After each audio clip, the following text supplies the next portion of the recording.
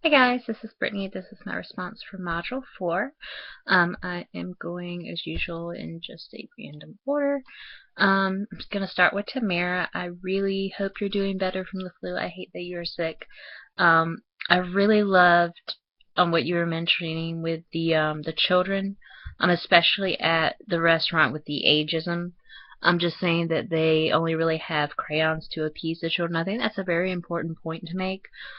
Just in the fact that, as you said, children, the old verbiage of should be seen and not heard.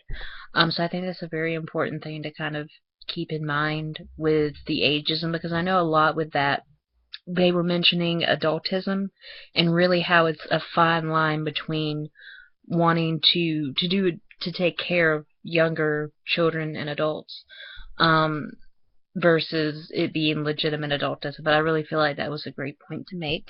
As with your personal story with being at the mall, and having the food court vendor not acknowledge you, I feel like that is again an example of something that was an adultism.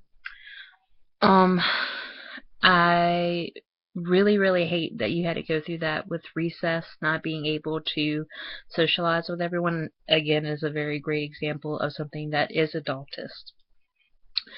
Because as you said, that is something where children really develop social skills and are able to talk and interact. I know if it was anything like at my elementary school, that was really the only time you were given to really talk freely, or really do much of anything outside of really the education portion. So I really hate that you had to go through that, and am very glad that you brought that up.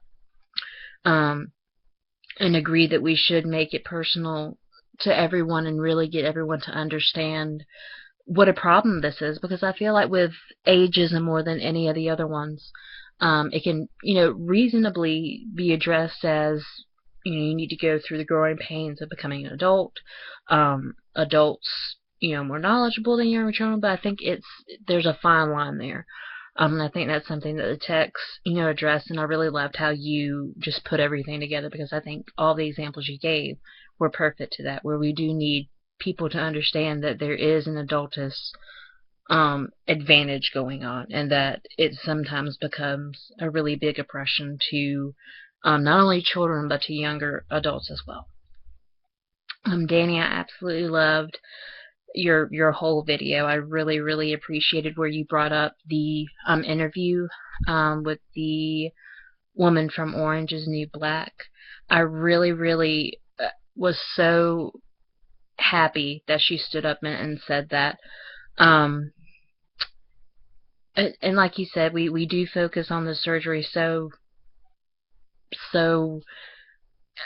in a dehumanizing way, because as I've read in relation to that interview, you wouldn't ask that. I mean, Katie Couric wouldn't have asked those type of questions to any other celebrity. I mean, you just wouldn't do that. Would be so bizarre and inappropriate, and everyone would acknowledge that would be inappropriate. And yet when it's a transgendered individual, um, interviewers somehow feel like it's okay, versus all these other issues that are so important to address, all the oppressions that they're meeting and that aren't being told, because you focus so much on the surgery, the reassignment, which for some really isn't even a concern. I mean, so I just really feel like it's something that should definitely be addressed.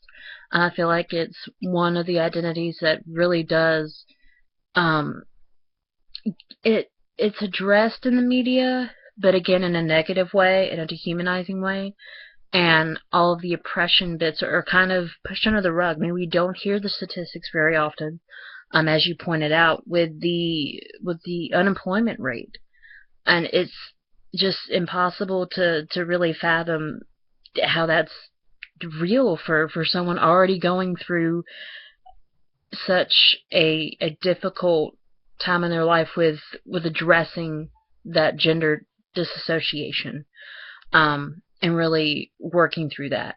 So I really appreciated where you said it was an adjective more than anything else. Like, these are still men and women, because it's very true. Um, and I definitely agree that it's something that we need to learn how to talk about in a respectful way, and in a way that will help transgendered individuals, address these oppressive behaviors, and how we can all address the oppressive behaviors and really, make a difference, a positive difference, and address those things. Because, as you said, I mean, you never hear about it. Jeremy, I also really loved what you brought up with wanting to embrace and understand more about transgender depression. I definitely feel the same, as where I want to learn more, and I want to understand really how to really address it, especially in higher education, which can be a time when the transgendered individual is going through so many other things. I just really feel like it's something higher education and we as individuals really need to address across the board. I definitely agreed with the focus of needing to address the judicial system as far as ageism goes. Is something that we do need to really look into, and really need to realize, as you said, when I was younger as well, if someone got in a fight, they were simply suspended. There was never, I mean, if you had even told us at that point that a police would get involved, it would just be bizarre.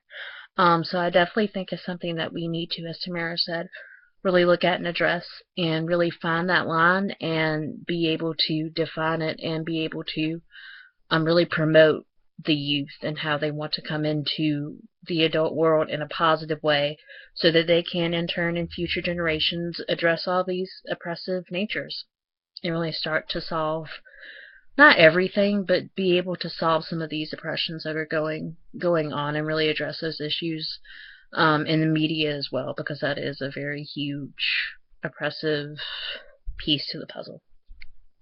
So I definitely hope that we get to talk more about this in class. I look forward to seeing you guys tomorrow, and I can't wait to hear from you then. Bye.